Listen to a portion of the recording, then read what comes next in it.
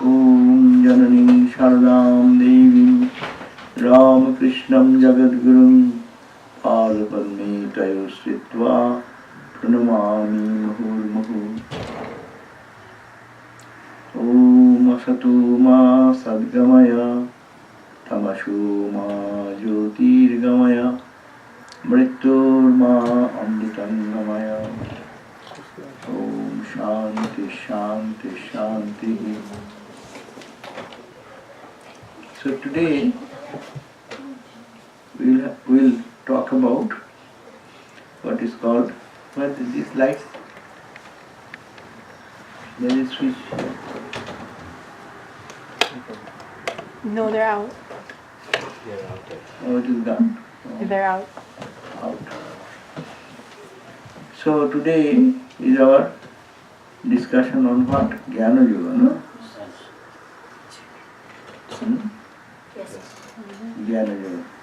So, as we have started our discussion, that yoga is connecting with God, and there are different methodologies to connect us with God. And Jnana Yoga is also another method, how to find the eternal in the non-eternal, to find that one in the manifold, in this duplicity and in duplicate, in this world of variety, to find that which is one and absolute. So Jnana Yoga, ultimately God, when you talk about God, God is only one and absolute. So how to reach that level of oneness, and that Jnana Yoga gives us some direction, and we can day-to-day practice that. Vedanta teaches us that there is only one truth, and that is called Brahman. And all this duality what we see, it is only due to ignorance. And ignorance has two aspects. One is the covering aspect, veiling aspect. Another is the projecting aspect. It veils.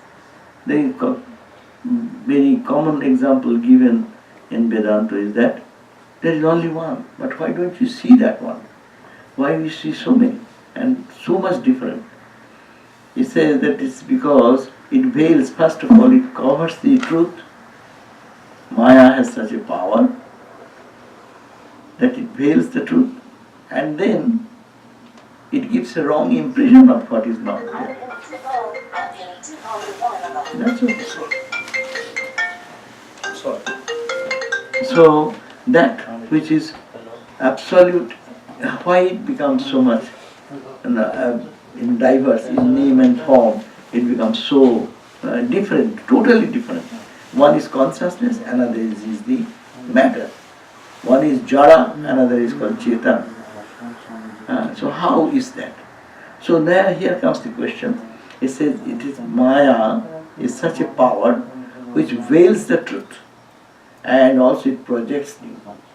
It is when it projects, it creates some confusion in us. Like that they give the common example, very common, as you have heard it 100 times, 1,000 times, that there is one rope in the darkness, and when you are going, you see that there is a snake. And that rope actually strangled around your feet, and you thought that snake has bitten you. And then you cry and weep and go to doctor, even in hospital, and then all this turmoil goes. And then someone says, what has happened? They said, okay, I am bitten by a snake. Where? And they come and find that there is a snake rope, and no snake. The snake was before, rope was before. Rope was there when I was crying and weeping in fear. And rope is there when I brought the light. Nothing has changed. This is called the Vivartavada. In the philosophy Shankaracharya presented, it is called Vivartavada. Vivartavada means without changing the truth, without changing the fundamental. You see the changes and you feel that, you experience that. That is called the philosophy of Vivarta, giving altogether a misconception of the truth, which is not there. And Vedanta also teaches that to explore, who am I? Who am I? So this idea, this who am I is the idea given exploring. Normally, if anyone tells me who am I will say I am, and I give the biodata of me. 5 foot 4 inches, and my body weight is this, I look like this, my eyes are like that. In your ID card, whatever the description, that is me. Normally I will say this is me. But then the question will come, which is you really? If I take your picture 5 years before, or 10 years before, or 20 years before, let me bring that picture and you. Which? That was also you said I. And this is also you are saying I. And it will change to tomorrow. And then after day after tomorrow. So what is you then? Then we fall in problem. What we say as I, identifying with the physical body, with its features and things, it is not the same. It is changing. And you are saying a changing mass as I. Then are you really this I? So there is this story in the Upanishad. There was one, the king of gods, his name is Indra. And king of demons, his name is Britra. So both suddenly came to know that if I know what is Atman, then I will be immortal. So I will be ruling in the heaven forever. And Britra also thought, I will be ruling in this entire region. No one will be parallel to me eternally. So how can he get that immortality? So both of them went to Guru. And they said that, please teach us. I have heard that if I know myself, or I know me, what is me, then I will be immortal. Then please teach us. Then Guru said, okay, you go and do some austerity. And both of them were sent to do austerity. And not 1 day, 2 days, 33 years. In those days, their life was long. So their bigger test. So 33 years he went, and both of them came back after 33 years. They got emaciated, and they matted walk around and not eating well. They become look very thin. And then they said, okay. And then took both of them on a lake or a pool, very clear water. Probably that time there is no story of mirror. So, and they said, look. They looked. What they looked?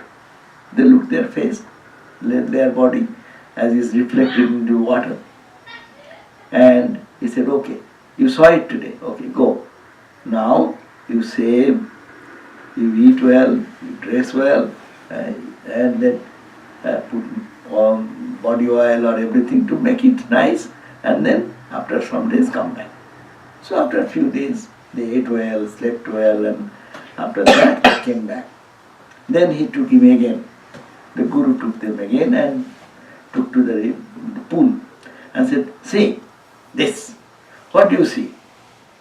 They saw their body. And the Guru said, Esha to atma, apaha to padma, bi shuko, bi jaro, bi mrityu. This is your Atman. And pointing out like, this is your Atman, which is bi shoka, beyond all shoka, grief and bereavement. Bi jara, beyond old age. Bi mrityu, beyond death. This is your Atman. So, they are very happy. They thought, oh, Guru told us that this body, that means he didn't tell yesterday, told today. And eat well, sleep well, and have fun. That is this body is Atman. So both of them were going back to their kingdom. saluting the Guru, and then when he goes, and the Asura, he has no consideration. He went back. I went to Guru and Guru told me, this is Atma. And nurture it, eat well, sleep well, and finish. That's Atma. And the Indra was also going back. On the journey, suddenly he thought, did I understand well? That is the Devata means who has the illuminating mind, which teaches to analyze. Did I understand what Guru told me? I don't understand probably. Because how it can be, this body changes every day. How this body will not have old age? We know this body dies, this physical body will die anyway. How can that be eternal? Be Shoko, be Jaro, be Mrittu. It does not match. I didn't understand probably what Guru indicated. He has the wisdom, that's why he is called the Deva, Devatas. And he came back and told his Guru, sir, I didn't understand probably.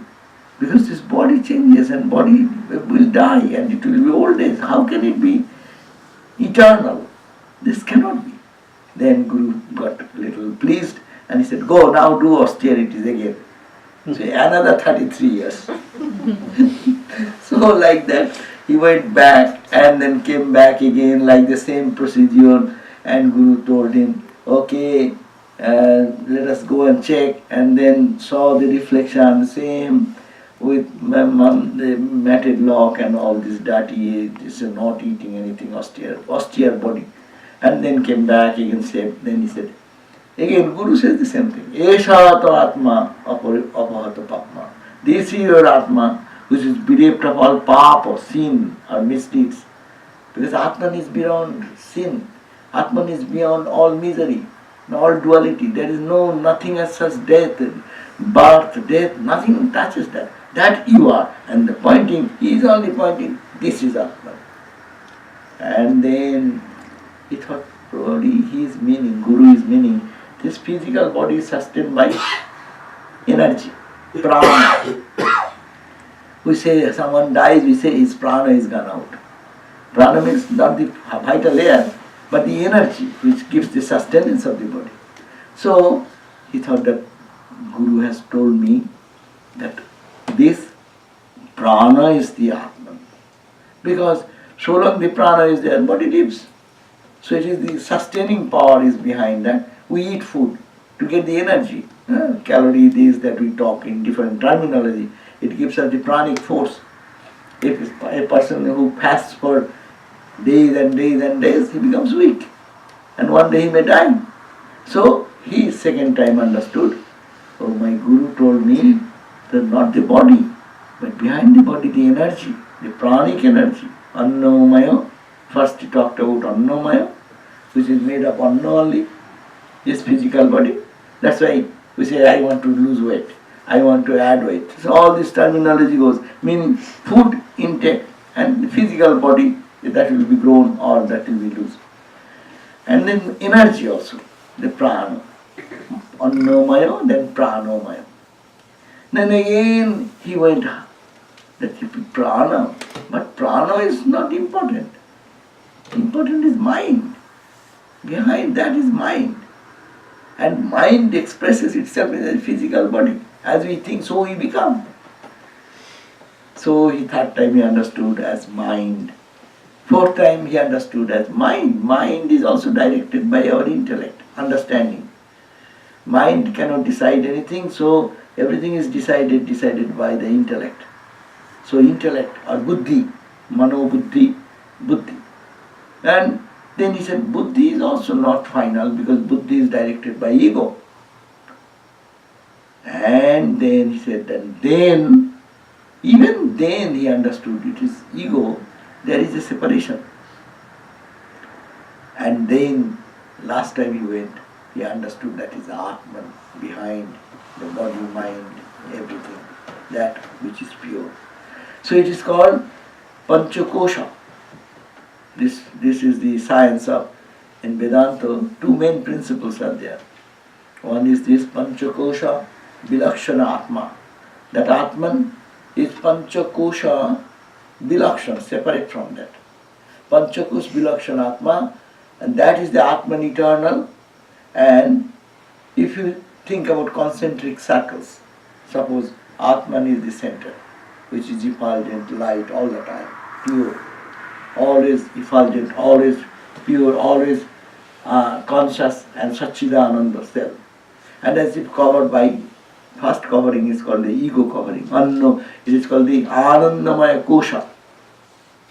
And through that, the light of this self just oozes out.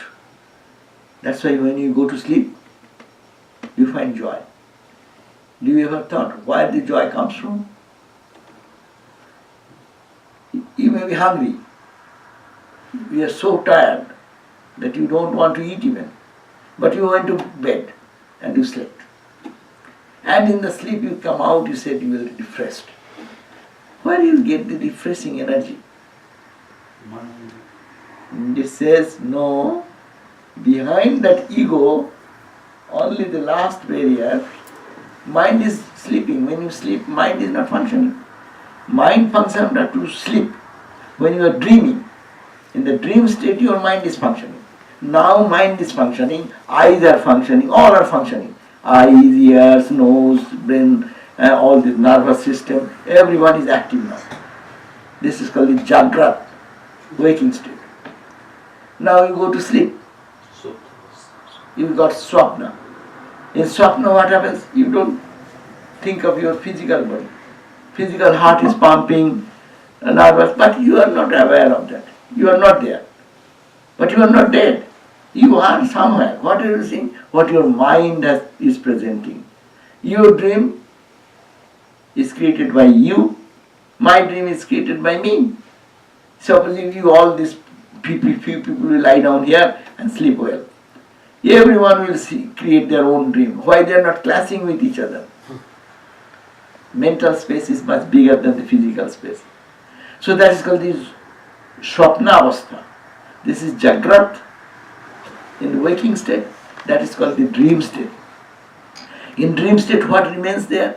You can think of yourself. What is there? You have a body. There also you have a body, in the dream body. But not like this. A subtle aspect of this body. There are eyes. Not these eyes. They are called Sukshma. There are ears. All the 5 organs of action, organs of perception, 5 called organs of perception. Chakshu, Karna, Nasika, Jihva, Tak. These are the 5 organs through which we perceive the universe. Heat and cold. See the beauty or see something frightening. Ear, hearing the sound. But in dream also, you hear sound. You eat there. You drink water. You have all the function as you are doing. Almost everything happens. But who creates that?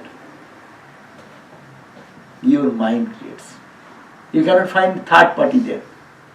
No one is influencing you there. So your mind is creating the whole dream world. But you have, that's why you call, when we die, we live in that body. Physical body disconnects, we go to the Sukshma Sarira. And Sukshma Sarira, subtle body, is made of 17 elements. You just imagine what happens to you. You imagine in your dream body what happens, what remains with you. You have 5 senses, eyes, ears, etc. Hand, feet, etc. 5 organs of activity, 5, 5, 10. You have 5 elements, water, air, fire. There also you breathe. In dream, do not breathe. Exactly like this, not this air. When you are thirsty in the dream, if someone puts this water in your mouth, you will be choked. You have to give the fine water, not this water. We drink, it is called the Sukshma. Open chick, there was a technical word, I don't want to make your head much troubled by technical term. The subtle part of this air, this water, you drink. This air is for this physical body. In the dream also you breathe. But that's the subtle part of this air. So 5 elements are there. So 3 into 5, how much? 15. And what you have, you think. You have your mind, intellect. There you decide. Buddhi is also functioning. Shall I go? Not this way. In the dream, you see that you are driving a car. Huh? So you are driving a car in your dream.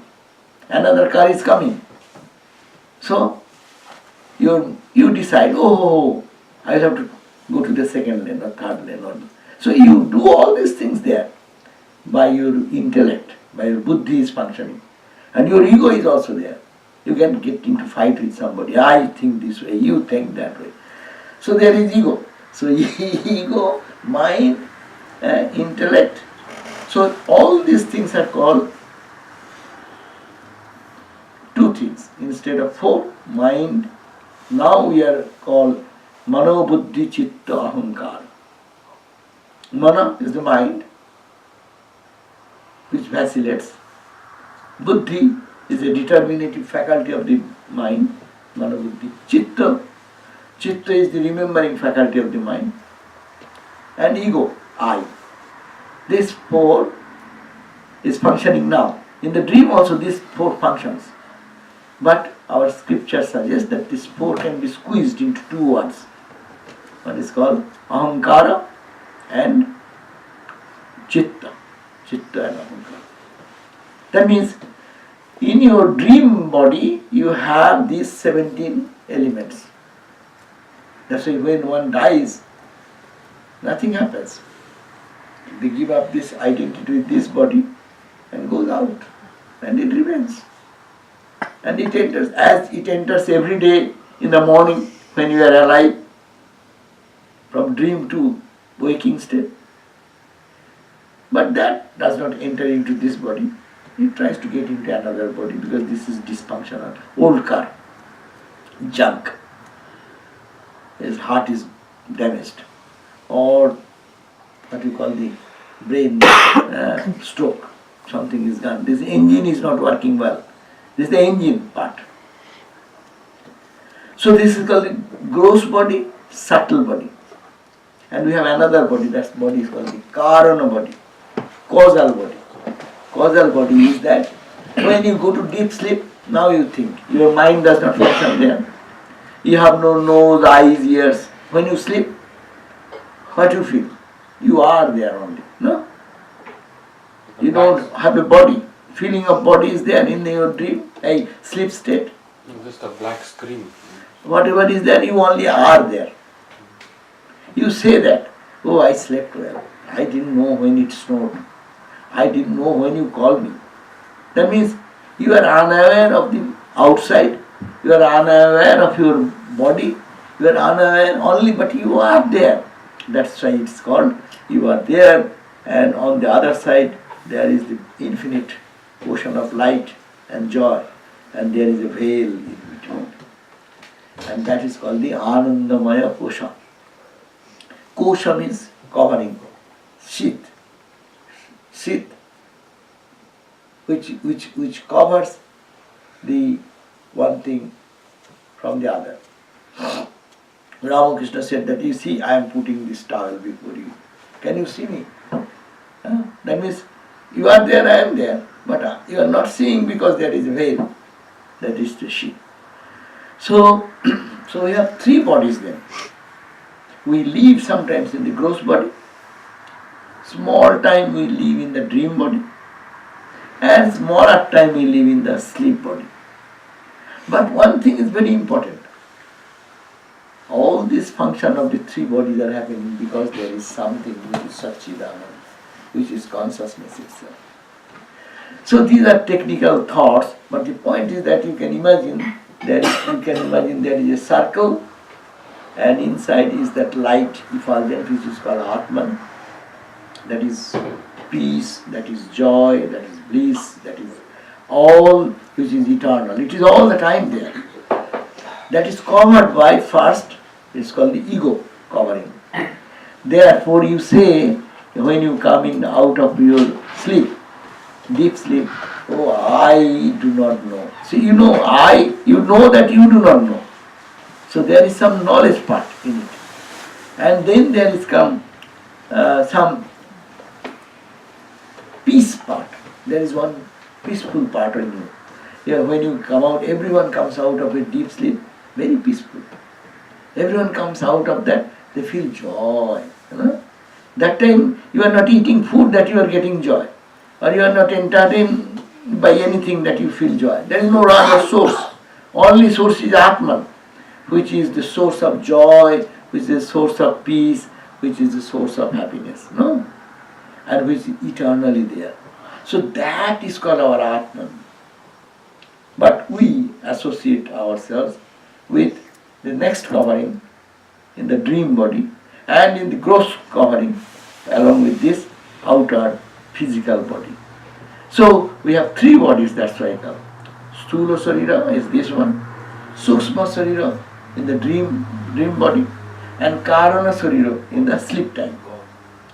But I am beyond this. That's why Shankaracharya says, Mano, Buddhi, Chitta, Ahamkarani Naham, Nacha Shrotra Jubhe, Nacha Ghrana Netre, Na Boma, Na Bhumir, Na Vayur, Na Tejo.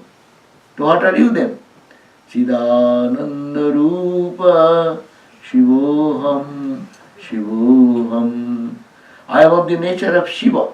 Here Shiva does not mean dancing Shiva.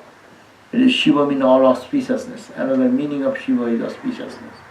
So he says that I am Chit Sarupa, Chidananda Rupa. I am of the nature of Chit means consciousness. Ananda is blissfulness. And Sat, existence. I am of the nature of eternal bliss, eternal existence, eternal joy. So I am that. Chidananda Rupa, Shivoham Shivo. Shankaracharya says, not this body. I am here now, but it is not permanent. How shall you tell it permanent if it changes every second? No? Medically, how? Or all the cells change, how long it takes? Different cells take different times. But at least you say that we get a renewed body by 5 years, 7 years or something like that. Every moment is happening. Every moment is changing, like white blood cells will take 5 days, red blood cells take 14 days, skin cells so many days, intestinal cells, and some cells don't even change.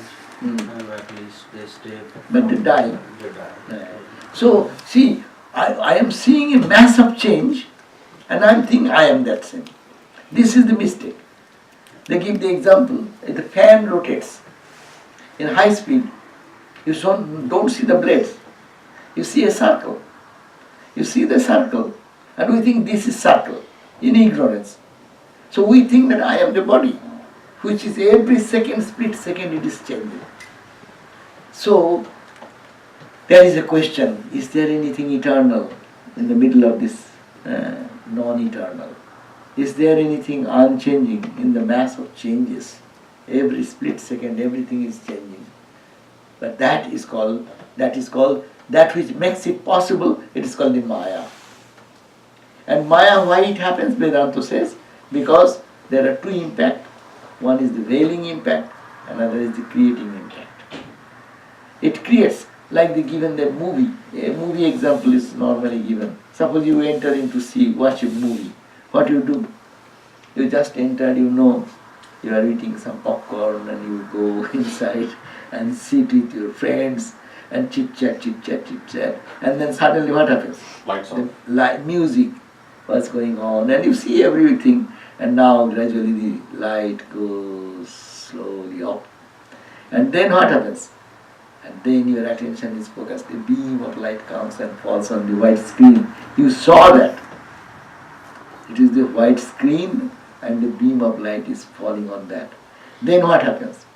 Now the film, which is not true. All the film is coming. No one is killing anyone. All the artists are highly paid for playing this drama. But we are seeing now. Now I came to enjoy. What happened? You see, I forget. I forget that you are sitting by me and I came here to see the fun of it. And now, after a few minutes, if anyone takes a picture of our face, no? Suppose you are seeing Sometimes you are becoming anxious. A scene is coming which is very frightening or something very joyful. And you are getting affected with it. Though you know you are in a safe custody. No, it is a rolling of the film. Movement of the film. It is not really happening. But you get excited. You get emotional. You cry sometimes. You know. So this is called the big shape. First was dark avarana. It makes you feel that you are forgetting yourself, who you are, and now you are identifying with the projection. And nothing happening. The white screen, you are always looking at the white screen. Right. All the length of your movie hall, staying maybe 1.5 hour or whatever period. Nowadays movies, how long it goes? 1 hour? About a couple of hours maximum. Anyhow, so you sit there, always fixated on that screen, but you are seeing so many experiences you are getting it. Joy, fun, sometimes fear, sometimes some terrible expression of anxiety, worries, whatever happening in the film. So this is our condition. We are a white screen, pure and stainless. Nothing has happened, no storm, no fire, no earthquake, no killing, nothing has happened. White screen is always white screen here. But this ignorance, because ignorance is, that's why Swami Vivekananda said, it is mind is Maya. The mind is creating all this illusory dream and it's coming. The whole spiritual life, that's why it's called the Mano Nirodha, Chitta Vritti Nirodha. We talked about that. It is the mind, the purification of the mind or cooling down the mind, which is our rumbling, how we can cool down. So, Vedanta teaches that try to understand who are you. Are you the body? You cannot be. Analyze. This body changes, that formula. Body changes, but you don't change. Because you see, when we are babies, that time we had some I consciousness, no? I. And as you grow so many years, our internal I didn't change anything. I had a bad experience. You are the one person staying all the time the same. You have an experience. Experience is something, you observe that. In your childhood, in your adulthood, as you grow in your life, you think of your past. So many events have happened, but you are the observer there. So observer is unchanged. Vedanta says, try to find who is the observer. We call witness consciousness.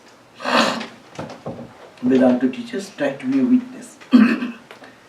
All these scenes are coming as if our car is going. I give the example. Suppose you are in the Coromandel Express from Calcutta, you are going to Madras.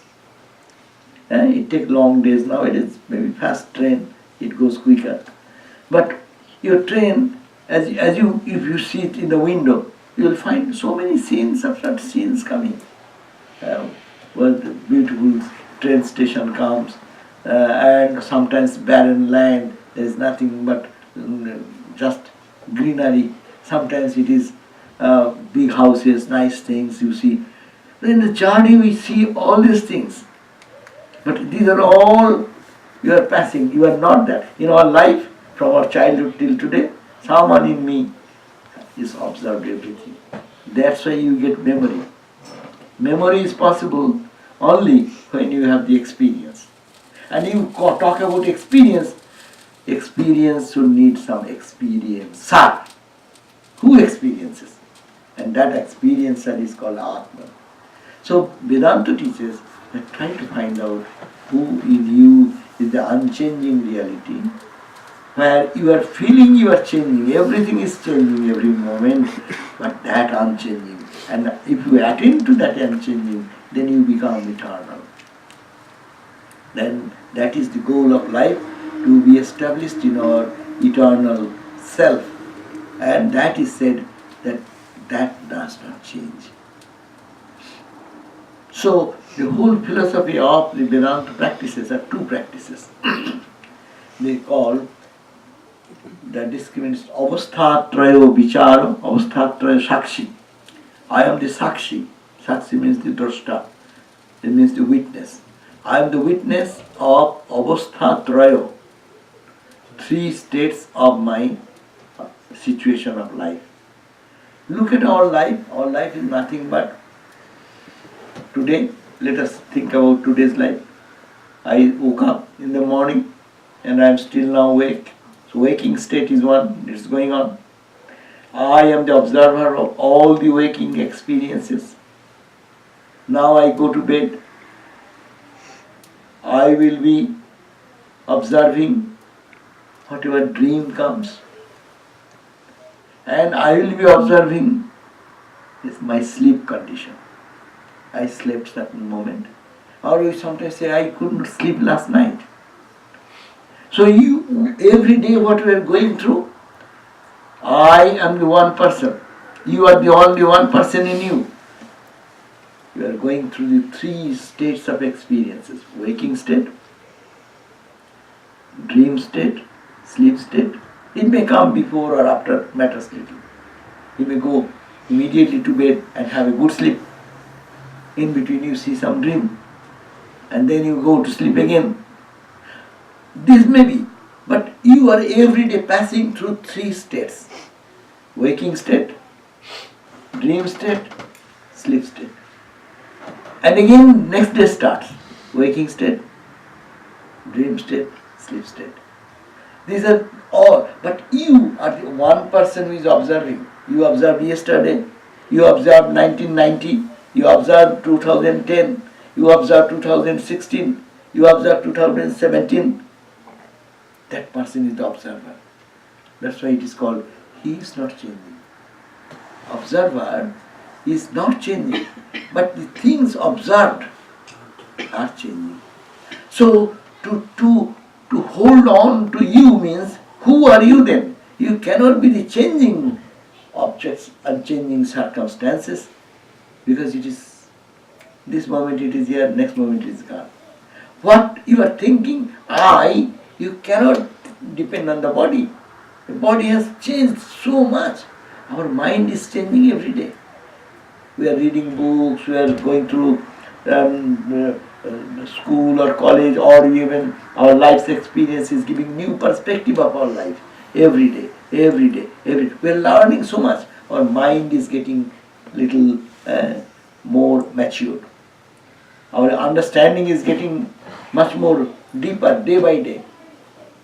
And our ego, either it goes bad or good, humble or more egotistic, but ego is also changing every day. So body, mind, ego, intellect, everything is changing. But in me something is unchanging, who is observer. So think that you are the observer. And observer is called Sakshi, Cheta, Kevalo, Nirgunascha. In the Upanishad it is said, you are the Sakshi. You are the witness. Cheta, you are the conscious entity who is giving the reflected consciousness through the body, through the mind. Cheta. Kevala, only. You are the only reality in this whole cosmos, is that conscious entity. And then Nirguna. It is no guna. The guna is in the body mind. In there it is only the light, eternal light. And that eternal light is full of joy, full of bliss. That is called Atman. And that Atman permeates everywhere. Atman and Brahman then becomes one. It is like, if we can establish, that's why Vedanta teaches us, try to meditate every day, that in you. And that Atman, we call in a sweet name Ramakrishna. We call Ma Kali. We call Ma Durga. Because as if that light, I cannot conceive of that Vedantic perspective, but we can think as if concretized form is my Divine Mother, who does not change. She is eternally protecting me. She is holding me. She is living in my heart. Or whatever divine aspect of God you think about. So we personalize that consciousness as our Ishta Devata. You see, now, does it match? Vedanta Bhakti, all are single, only if we can just blend them together. So every day I have to think, who am I? Am I this? Am I this? Some people are there who like this analytical path. It is very helpful for them. Some people say, oh, he is atheist. I think no one is atheist. If you just can tell them, find, who are you, tell me. Someone, many people, I know, there is one university, few students used to come from USC. They say, we are atheist. I say, okay, come. And used to come to my Vivekananda class and Upanishad class. They are very regular, used to come. And then I said that, okay, you are atheist, but tell me, who are you? I don't know God. I don't need God, Mother Kali, Durga, nothing. They are all okay. It is non-existent. Tell me, who are you? I am this. The same analysis I did it so long. He started there. Then I told him, tell me, how you can be that? If I keep your, say, photograph of every 2 years photograph and make a panel of it, and which is you? Tell me, which photo is you? He said, no, I am all. Well, no, you are not all. It's that one situation is gone. You are no more there. Now you are matured to this body. So how can you say that is me and this is me? Then they get into trouble. Then I said, I won't say God is there. I am not finding that. I will ask you what? Tell me, who are you first? Can you deny yourself? It is very difficult to deny ourselves. But if you don't deny, then what is you? You accept. What can you deny? And why can you not deny? Then you have to give me the response, not me. I don't need God. I don't ask you to believe in my God. I say, find out who are you. How are you talking?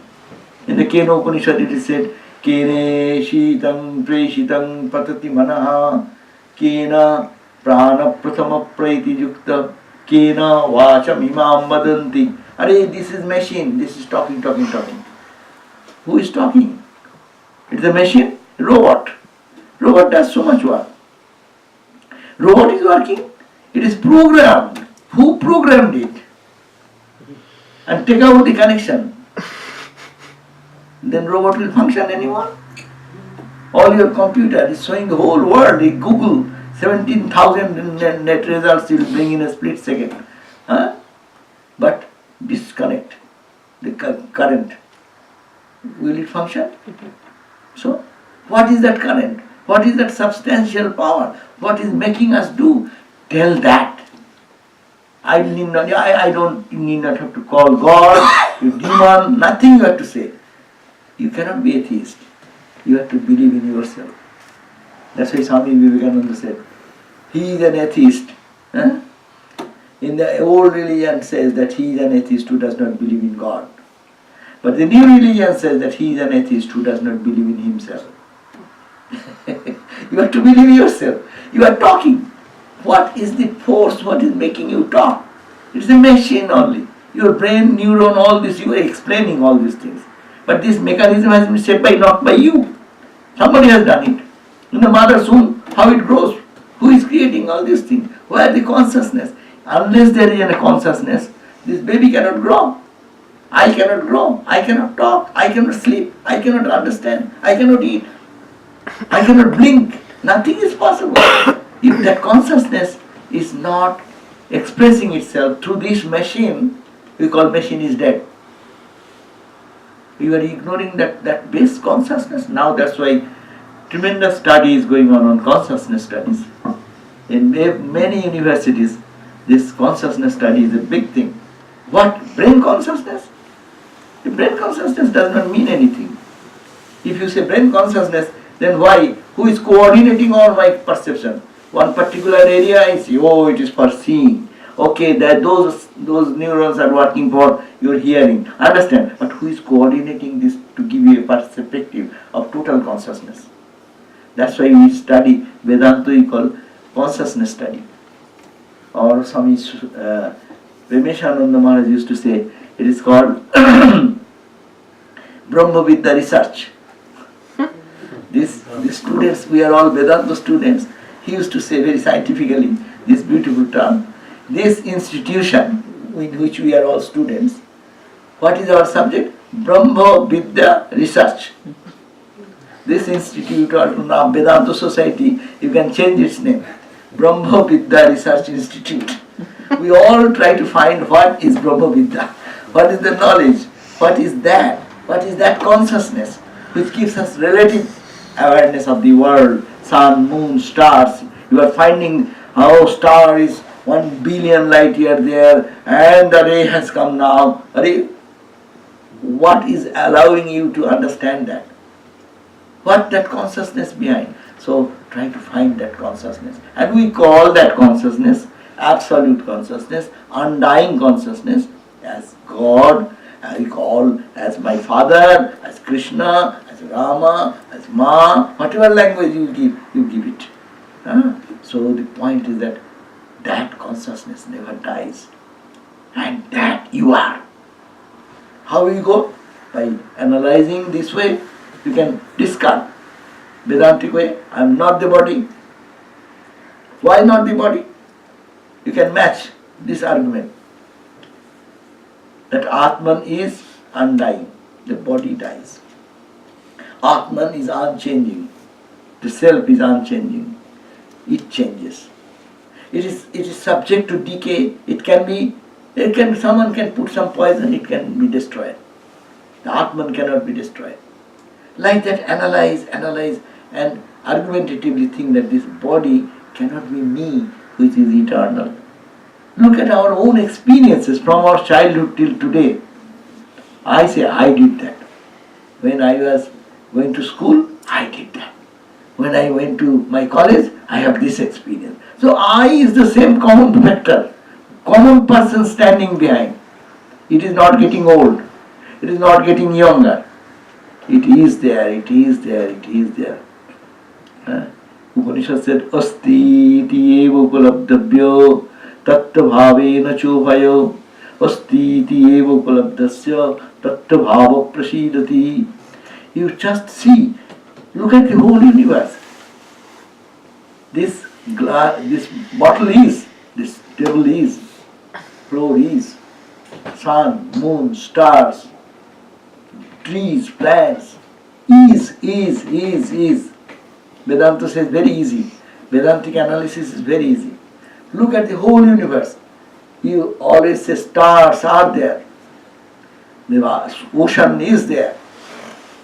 This human being, 7 billion people are there.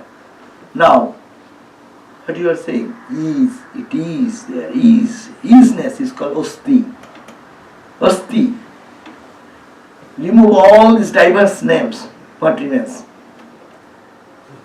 Asti. That's why Vedanta says, what is this world? It is Satchidananda. Asti Bhati Priya. Asti. Not only it is Asti, it manifests and it is of the nature of joy. That's why Ananda. Satchit Ananda. This is Satchit Ananda. But what are we? Added with plus name and form. You take out the name and form. It is all Satchidananda. Suppose they give the scriptures, give the example. Suppose you go to the ocean, and in the ocean you find so many waves, ripples, bubbles, foam, tsunami. This hurricane, big hurricane, so many names have been given because of the violent water. It is nothing but water. Take out all this name. Is it not water? Is it not ocean? Ocean in this way, ocean in that way. But it is ocean. Vedanta says, try to learn that is ocean, and that ocean is Sat, Chit, Ananda. Then, as you are saying Brahman is alone, again you are saying Sat, Chit, Ananda. You are giving 3 adjectives. How can you give the adjective to one? Infinite. If you say infinite, there is no two. Two infinity cannot be there. Then it is not infinite. Isn't it? Yeah. Whenever you make another something, that is not infinite.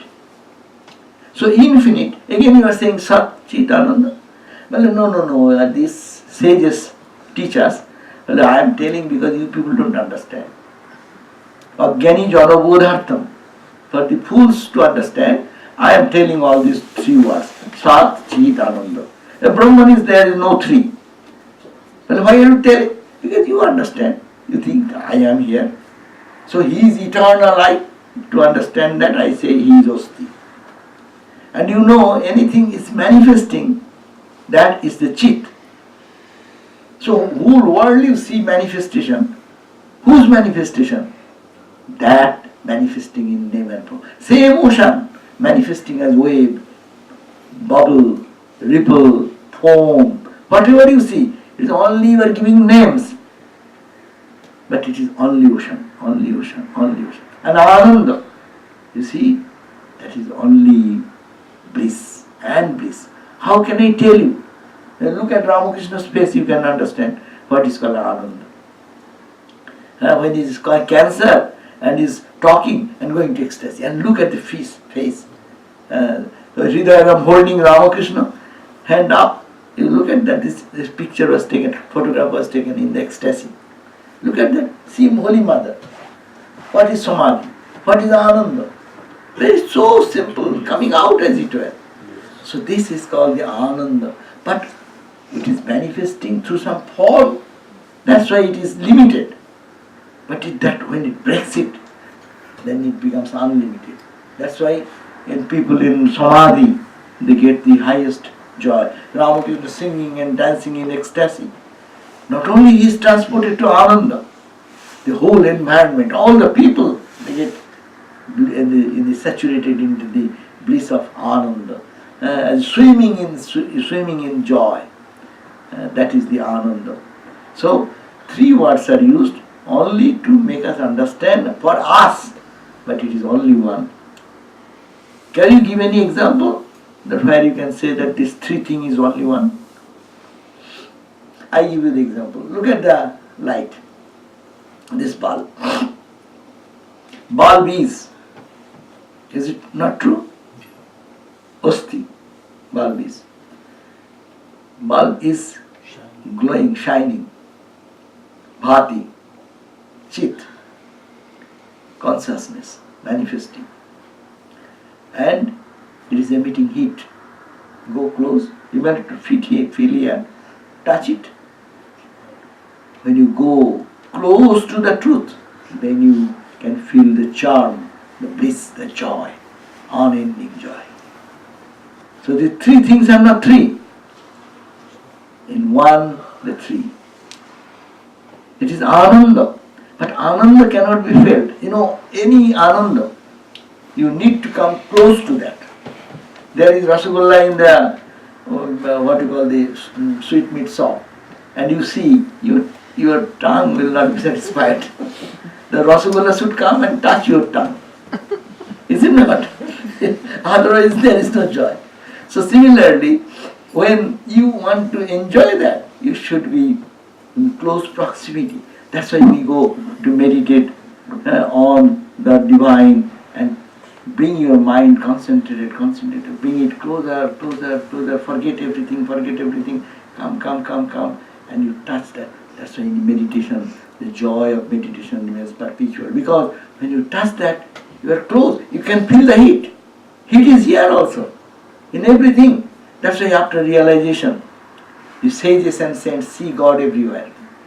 No, they see in the blooming flower, in the human face, in the trees and the plants. Ramakrishna said there is a saint, sadhu, he came to Dakshineshwar. And he used to live in a cave. And at the end of the day or sometime whenever his mood is come, he used to come and look at the sky, and the river, and the trees, and the plants, and he used to clap his hand and dance and see the manifestation of God everywhere. Everywhere is God. Shankaracharya that experience. Shankaracharya was coming out from after taking a Ganga bath and going to Vishwanath temple, and God wanted to teach him Sarvam Khaldidam Brahma. So he was just sitting. He saw suddenly one bad guy sitting on a dog, street dog. How dirty, you know. A Benaras, this small lane, and food is there on the roadside and thrown away. And that pagol, that mad guy sitting on the dog and got a piece of thrown away bread, and he's biting himself, and one bite and giving to the dog another bite, and then eating again in his mouth and feeding the dog. And Shankara was very Puritan, no? He said, Duram apsarare, Chandala, Chandala, outcast, get out of my way. I am going to Ganga, I have taken Ganga bath, and you are covering that, and you are sitting over there. Then he said, then that mad guy suddenly turned towards Shankara, and then he said, Are Vishnu Puristhito Vishnu, Vishnu Khadati Vishnave, Katham Hasasire Vishnu, Sarvam Vishnu Mayam Jagat. Are Vishnu, oh Shankara, you are Vishnu, Lord Vishnu. You are thinking you are Shankara. No, you are not Shankara, you are Vishnu. And I am Vishnu. Vishnu, and the dog you see, it is not dog, it is Vishnu. Vishnu Upari, upon Vishnu, upon the dog Vishnu, I am Vishnu. I am feeding the dog. Vishnu Upari Sthito Vishnu. Vishnu, I am the Vishnu. Khadati, I am feeding Vishnave, that dog. And Katham, you, Katham Hasasire Vishnu. You are also Vishnu, you are Shankara, but you are also Vishnu. And you are smiling at me. Don't you see? Sarvam Vishnumayam Jagat. And in a flash, Shankara has the experience. The whole universe is charged with consciousness. That is called Sarvam Khaldidam Brahma. Everywhere is God. Every split second it is nothing but God. But we are misled by our senses, by our dull mind, by our misconceptions that I am body, I am mind, and through those lenses, as I am my eyeglass is dirty and it is colored, I see the whole world colored. So improve these glasses. That means it is not me. I am that pure, stainless. So that concept should come. And ultimately when experience comes, everything is permeated. Ramakrishna entered into that state of oneness. He used to pluck the bell leaf. And one day he was trying to pull the bell leaf, and little sap came out of that. And he could not, he stopped plucking any bell leaf next time, because you see the same consciousness in the suffering. There is someone who is walking on the grass, you know that story.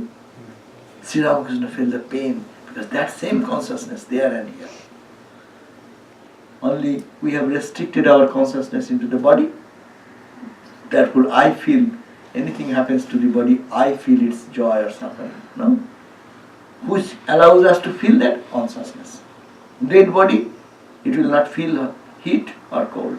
It will not feel joy or suffering. But this being connected with the consciousness, because of the consciousness, we feel like that. So let us go back to the consciousness. So Vedanta teaches that consciousness, Satchidananda, that is the only truth. We can do this by way of analyzing our three states of being: waking state, dream state, sleep state, and considering there is a fourth state, Turiya. And that is the state all the time here. But we don't have any concept, we don't connect there. I am seeing the effect only. Effect in the physical body, effect in the dream body, or in the sleep body. But we don't go beyond. And by meditation, what you try to do? Every day what you do? Look at you close your eyes. What do you do by meditation? You say, I will not hear outside noise. Okay? You are shutting down. These eyes, I will not see outside anyone coming, going. I will not do the sensate experiences, stopping.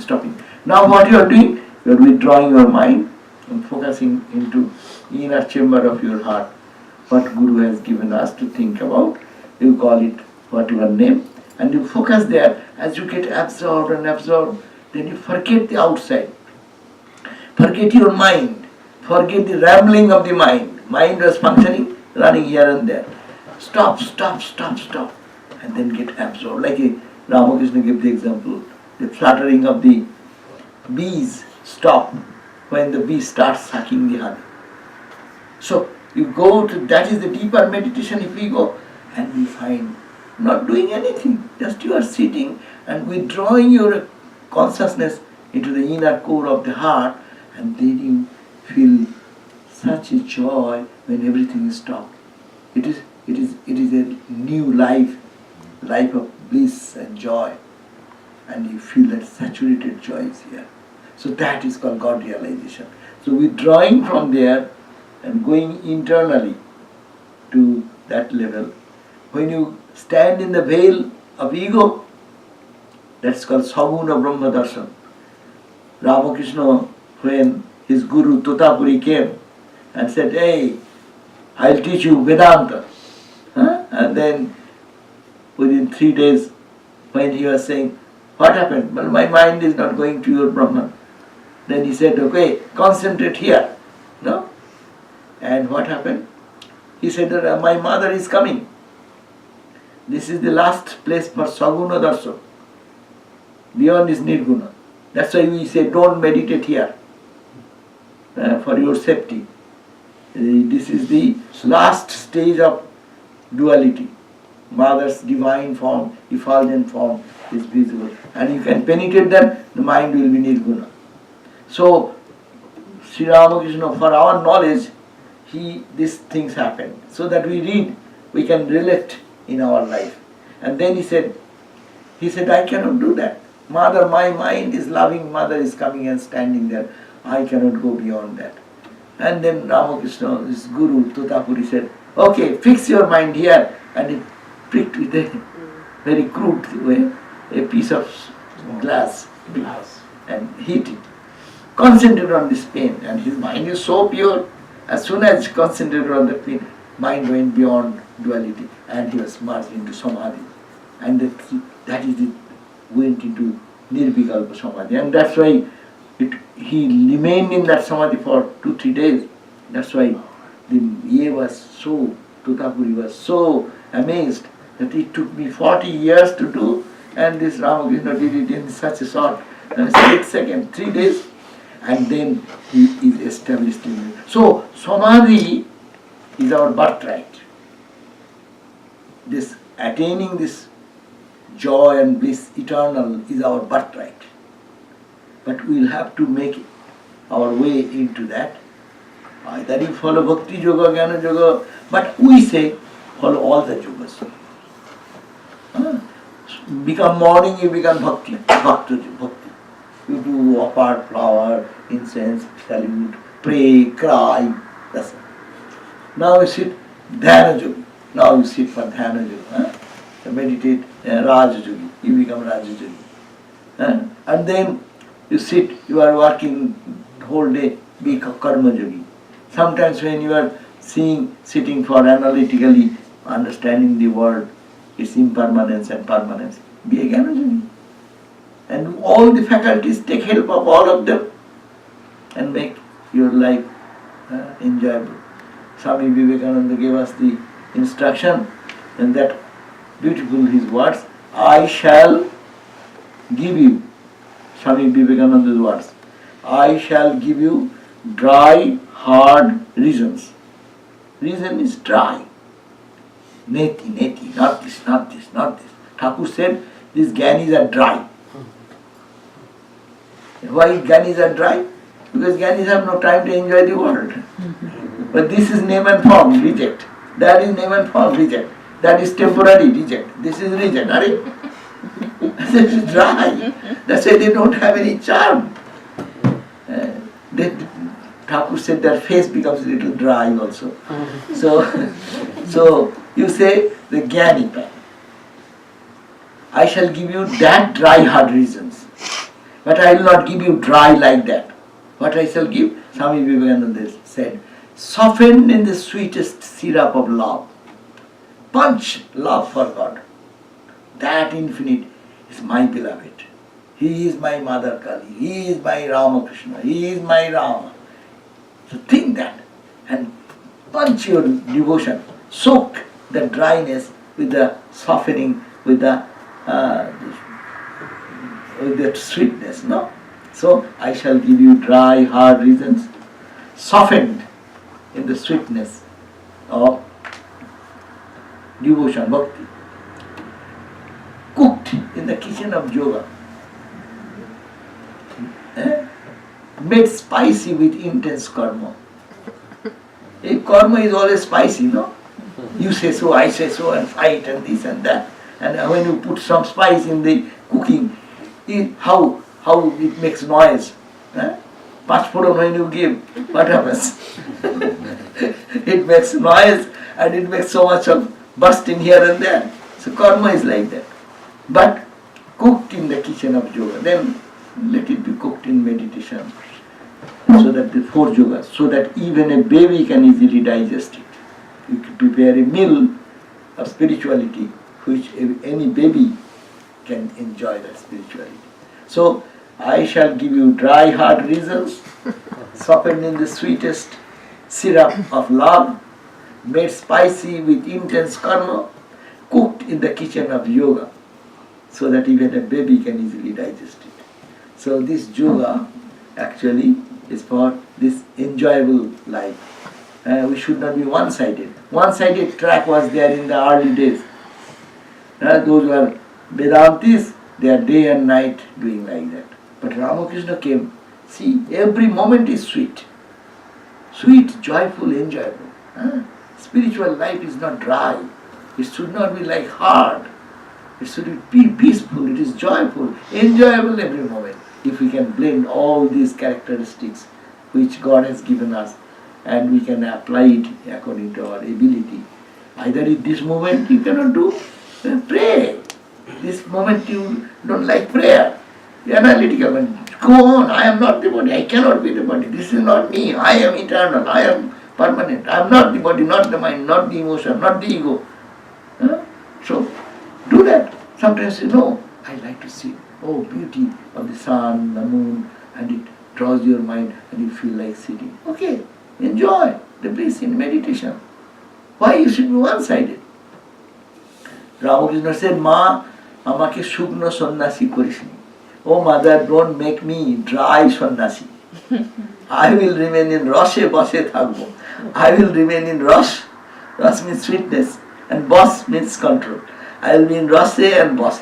I will be enjoying the bliss and in my own control. Make me peace like that. So this is the 4 days we try to think about the 4 paths.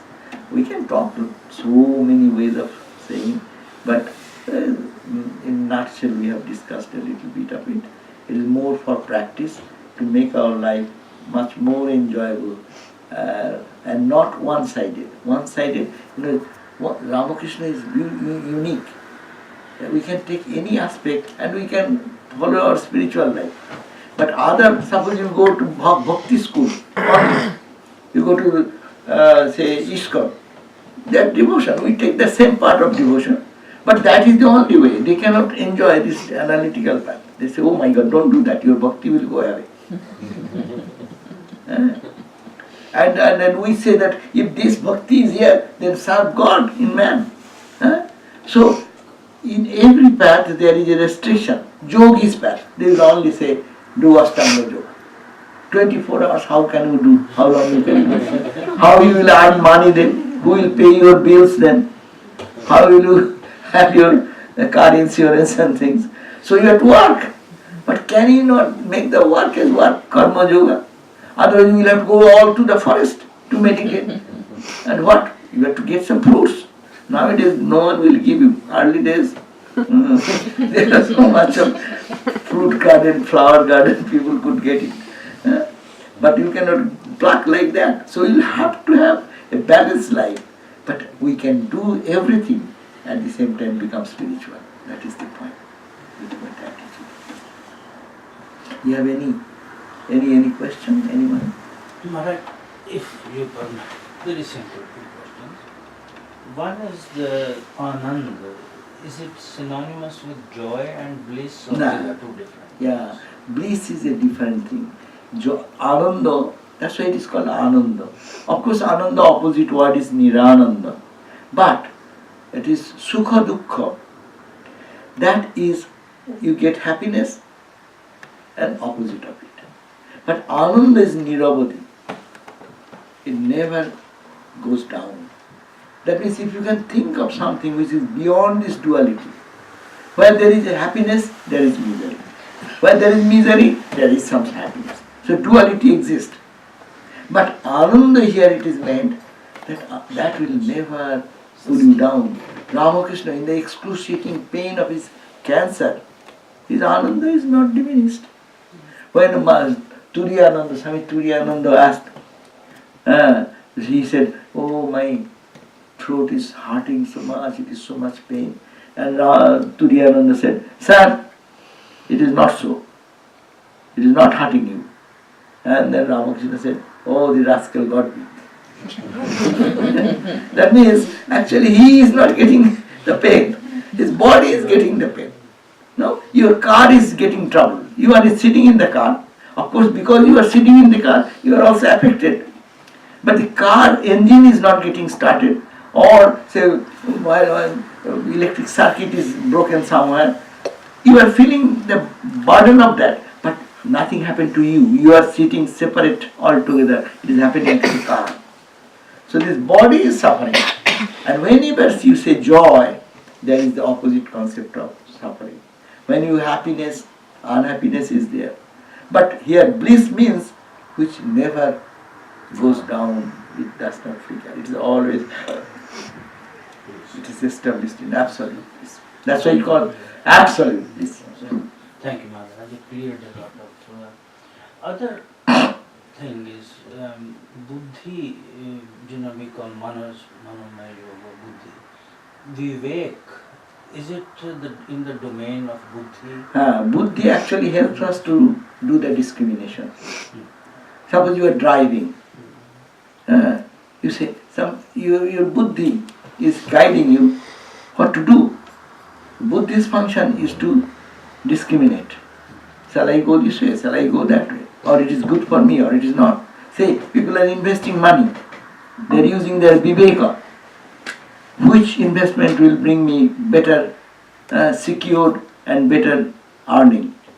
So we do that. That's a viveka. But we normally use the word viveka for spiritual life to find out what is eternal and what is non-eternal.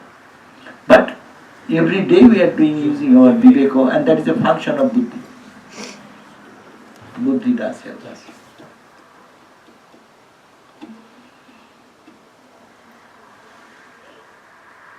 Okay. Very enlightening, Maharaj. Thank you for coming. I have given so Maharaj, many. I have a question. Yes, please. When they go for tapasya, like Ravana and Indrajit, they were meditating for Shiva. Shiva was very happy. As the audience, he was very happy with them. And Rama also did it. Shiva was happy with both of them. So what was the difference? It is you go to your mom and you ask for some money and someone says, "Ma, I want your love." What is that? You ask this, I gave you. You ask that, I gave you. You know, Bhakta wants to go to God, to be absolutely under the care of the divine and thinking that that's enough for me, I don't want anything. Arjuna went and Duryodhana went. Both went to Krishna. And Krishna said, both are asking him to join their party. And he became indifferent. He said, "Okay, tell me, who wants me? If you want me, I'll be alone there. I will not hold my weapon even. I will not use my warriors. But if you don't want, if you want the alternative, I will give you so many 100,000s of soldiers. You select. Duryodhana said, Arjuna is a fool. He is asking for Krishna only. And that poor guy Krishna will also not help him with the Sudarshan Chakra or anything. So he is fool. So let me get all the weapon, all the soldiers. Narayani Sena. He got it. So you see, Krishna is independent. Krishna is pleased to both. That's why God is always very impartial. What I want, God gives me. See, this is the simple thing. That's why Ravana wanted that power. He will have to rule the world. And Rama had a purpose. So, it is all, we go to the same Lord. Say, same Dakshineshwar Kali. Now, Ramakrishna worshipped and saw Mother walking around all the time. Some Ramakrishna's descriptions are so vivid. Ramakrishna said that Mother is standing on the balcony and looking at the Ganga, flowing up the Ganga. She is wearing some anklet and standing there. Ramakrishna sees that. And what others go? We go. Thousands of people with a basket of flower and incense and all these things. What we say? Ma, I have a lawsuit. Please help me. Oh Ma, I lost my job. Ma says, okay Baba, you are my child, you ask, I will try to give you. So Ma is giving everyone. But it is depend on this what this child is asking for. So we cannot blame Mother. Understand? That's why only we need to pray, what to pray for. We can pray to God also for our material need. But there is a difference. A bhakta will ask, oh Lord, please see my present condition. I need your help. Please help me. But I think this will be good for me. But bhakta never says, this is to be done.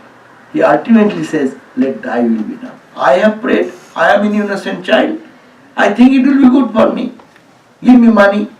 Artha, Jiggasu, Artharthi, Jnani, Chavaratarsa. In the Bhagavad Gita, 4 types of people, all are bhakta. Sri Krishna accepted everyone as bhakta.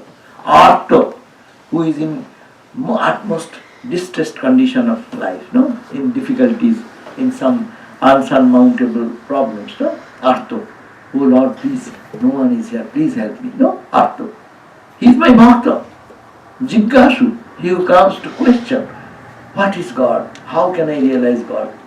Why I am here? All these questions, philosophical questions, Jiggasu.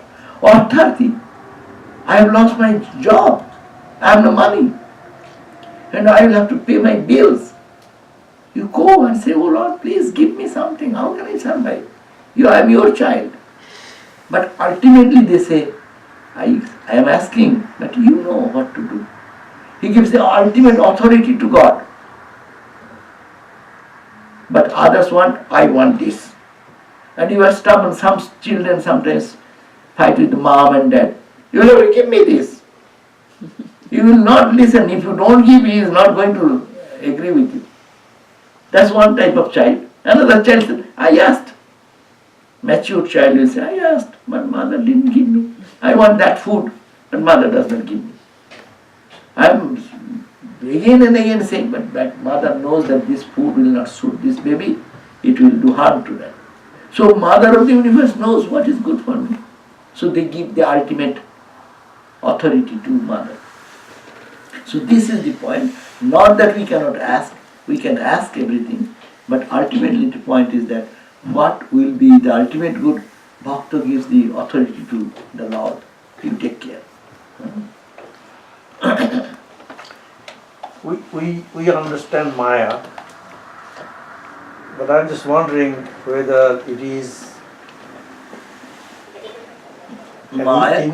Maya, veil. And the Maya is the veil. It's a very. Can you really separate? Can you really get rid of it as a human? Yeah, that's why so long Maya in the devotion we call Mahamaya. The Maya which is deluding us, which is veiling our knowledge, Right. it is like mother.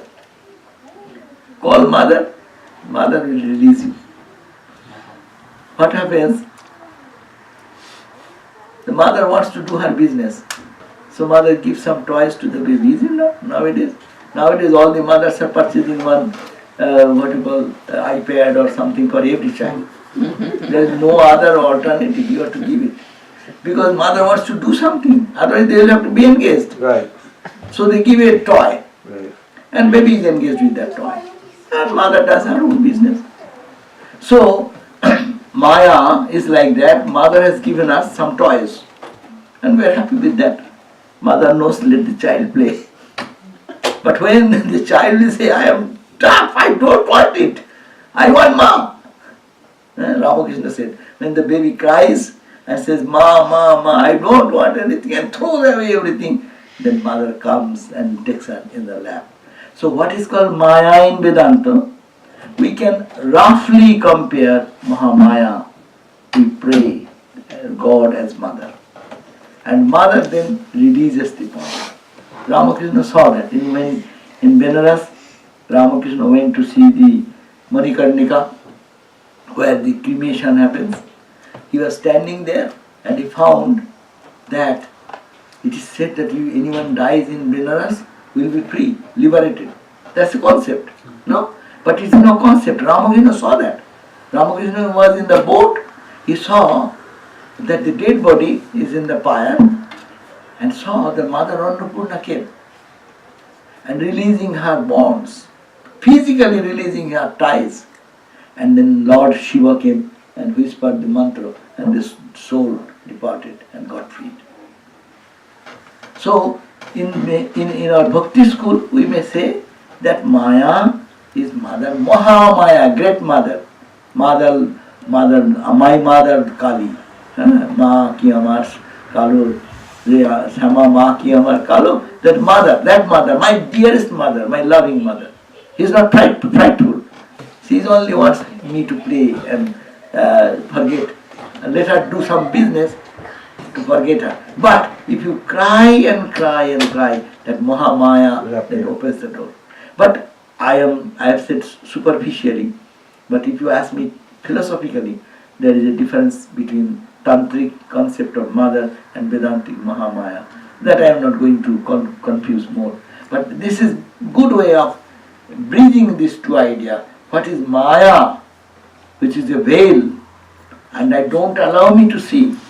The same Maya is mother, and pray to mother, please unveil. And it's mother's hand. Shankaracharya says that it is mother who is holding the key to knowledge. Mother holds the key to knowledge. That's why we also say, hold on to mother. She holds the key. All these things, Ramakrishna said, mother, talk to mother. Ma, will you not do anything? He's talking to Holy Mother. Mother said, what can I do? I am an ordinary woman. I don't show my face to even the male folks. And what shall I do? Well, what have I done? You will have to do much more. And now look, the history says what mother has done. So she is holding the key to liberation. That's why you call Sangha Janani. She is the mother of the whole Ramakrishna order. She is the mother of the whole creation. She is Mother Durga. She is Mother Kali. She is Mother, all the aspects, divine aspects we find in their life. So many stories, so many incidents we find. Anyhow, so this is the spirit is that, Mahamaya. Maya and Mahamaya, terminological difference. It's tough to get there. Good. Wonderful. Devolina, will you sing a song? And then she can also prepare one song. So two singers will be one by one.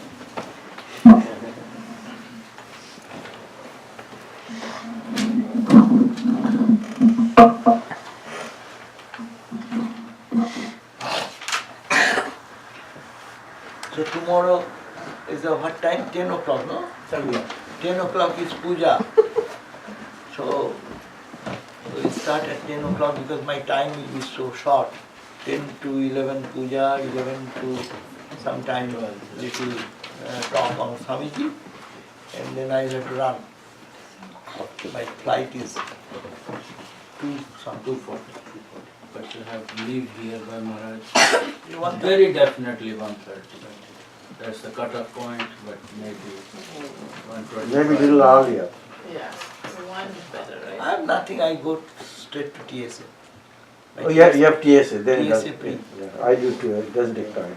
So that is, if the flight is delayed, then we will be a little more fortunate to have your more company. It looks like, but it's also important you reach on time. Yeah, And, we should go in time. Yeah. Because you have to change the planes. Is it? No, my plane is what? Direct. No, it's a direct flight. There is two flights, Maharaj. There are two numbers. One is 838 from somewhere to LA, Oh, maybe then and then we have from here to. You may have to check that.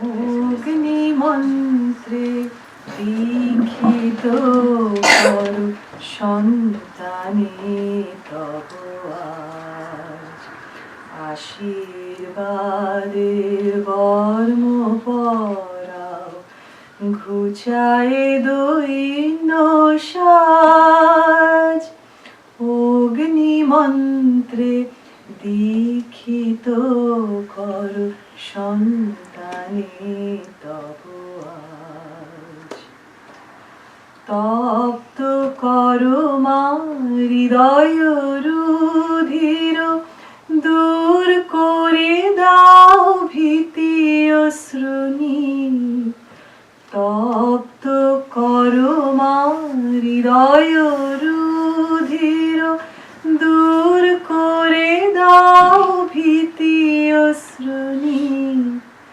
দাঁড়াই আমরা মা তোরে ঘিরিয়া দাঁড়াই আমরা মা তোরে ঘিরিয়া বিশ্ব ভুবন মাঝ অগ্নি মন্ত্রে দীক্ষিত কর সন্তানে তব আজ মানুষ আমরা নাহি তো মাহি তুই যার মা সে কি কভু দিন তবে কেন মিছে পড়ে থাকা পিছে কেন এ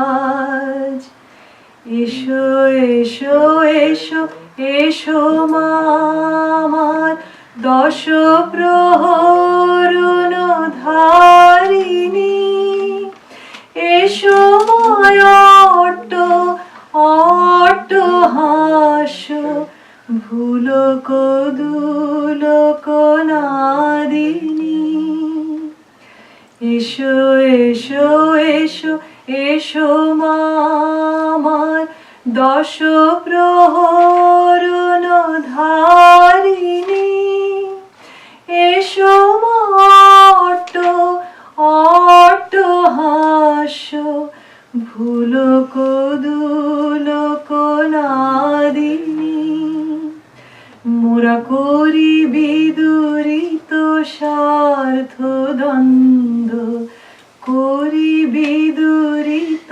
স্বার্থ দ্বন্দ্ব সাধিয়া তোমার কাজ অগ্নি মন্ত্রে দীক্ষিত কর সন্তানে তব আজ আশীর্বাদে বর্ম পরাও ঘুচায় দৈন্য সার অগ্নি মন্ত্রে দীক্ষিত কর সন্তানে তব আজ।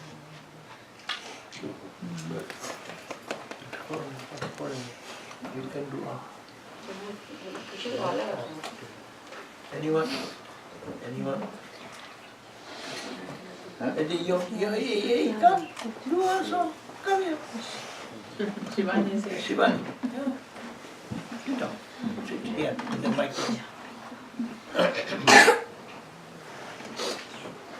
गाइए गणपति जगवंदन शंकर सुवन भवानी नंदन गाइए गणपति जगवंदन शंकर सुवन भवानी नंदन गाइए गणपति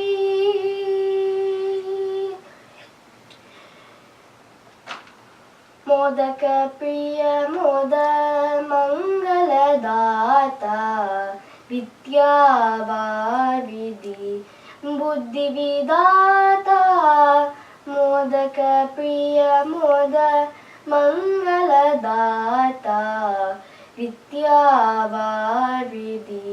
बुद्धि विदाता मांगत तुलसीदास कर जोड़े बस ही राम सिया मानस मोरे बस ही राम सिया मानस मोरे गाइए Ganpati Shankar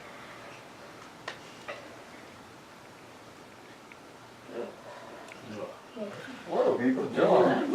Very good job. Take it. Your Durga song is very good.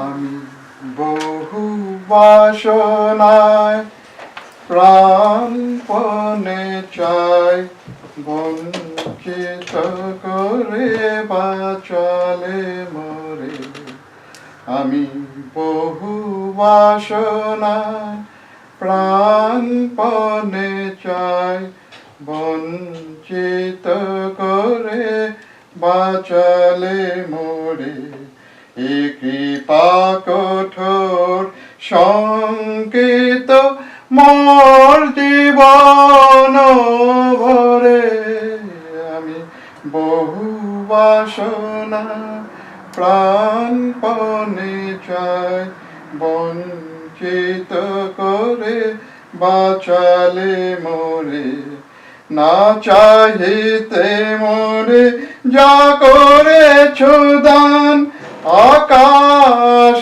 আলো তনু মনো প্রাণ দিনে দিনে তুমি নিতেছ আমায় মহাদানের চোখ করে অতি ইচ্ছার সংকট হতে বাঁচায় মোরে আমি বহু বাসনায় প্রাণপণে চাই বঞ্চিত করে বাঁচালে মোরে আমি কখনো বা ভুলি কখনো বা চলি তোমার পথের লক্ষ্য ধরে আমি কখনো বা ভুলি কখনো বা চলি তোমার পথের লক্ষ্য ধরে তুমি নিষ্ঠুর সম্মুখ হতে যাও যে সরে এ যে তব দয়া জানি জানি হায় নিতে চাও বলে ফিরাও আমায় পূর্ণ করিয়া লবে জীবন তব মিলনেরই যোগ্য করে আধা ইচ্ছার সংকট হতে বাঁচায় মোরে আমি বহু বাসনা প্রাণপণে চাই বঞ্চিত করে বাঁচালে মোরে। It's a devout song, beautiful song. I desire for hundreds and thousands of objects of the world. By depriving that, oh Lord, what a grace! You have saved me from my dangers of life. Beautiful. Okay.